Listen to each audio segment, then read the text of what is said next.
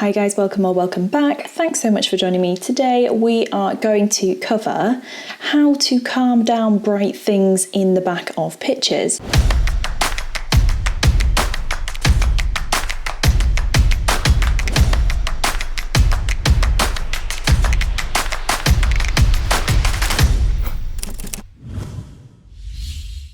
So for the purposes of this, essentially I'm looking at this picture that I've got here. Let me show you what came out of the camera. That came out the camera. This is where we're at now. If that looks like witchcraft, then welcome to the channel. There are most of those different techniques that we use in this image on the YouTube channel, which are available in the playlist, which I will link above. But if you are getting stuck and you want to be able to achieve things like this and you're a wizard in Photoshop already, then it might be worth looking at having an editing online one-to-one. So we do those via Google Meet, and I'll put the link to that in the description below. So essentially we've got this picture of Pippi, and I want everybody to be focusing over here and not on the bokeh, although I want the bokeh in. So because this is not going to be used as an awards piece, I don't need to remove the bokeh from the background, but it is a bit distracting. One way you can see if something is more distracting than your subject is to go up into image rotation and flip canvas vertical. Okay, awesome. So the image is being flipped, things look a bit strange, and I want you to just focus on where your eye goes first. So if I was to zoom out there, my eye still kind of goes here first, but very quickly it's drawn to the bright bokeh circles in the background. So let me undo that situation, and we need to tone those down. And when it comes to things like bokeh in the background and bokeh circles specifically, there is a particular way that I use to just calm them down a bit. So what I do is create a new blank layer. You can either do this by pressing the little square and plus over here, or you can use your keyboard shortcuts, which on a Mac are Command, Shift and N. That gives you a new blank layer. So you can do whichever way you want to achieve that, and then you want to grab hold of your brush tool. You can select your brush tool by clicking B on the keyboard, so press that B button and that will select the brush. And again, I tend to use my keyboard shortcuts for brush size. You want to have a brush that is slightly larger than the biggest bokeh circle. So for me, I use my keyboard shortcut on a Mac, which is Control and Option.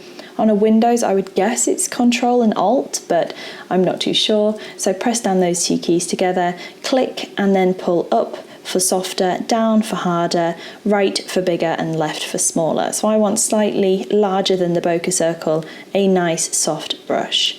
So with that brush sorted, we then need to pick a colour to paint into the scene. The colour that I tend to choose, I press I on my keyboard to give me an eyedropper once I've already set up the brush, and I either pick from a dark area next to the bokeh or a darker area in the scene. The colour of this is important, so you could go for orange for a warmer look, or you could go for grey for a cooler look. It's up to you. I'm just going to pick this colour over here. So that colour is now in the top of my palette. I'm going to click B again to get to my brush, making sure opacity is at 100, flow is at 100. I want to go ahead on my blank layer and just paint over the bokeh. You don't have to be super precise or anything dramatic. You want to go over the brightest areas. You don't need to do all of it, just where could be distracting. So that's left us with this, which looks ridiculous. But wait, so what we want to do, let me zoom in so that you guys can see nice and clear. Over here in our layer styles section, we want to click into here in the layers panel, into that drop down that says normal, and select darken.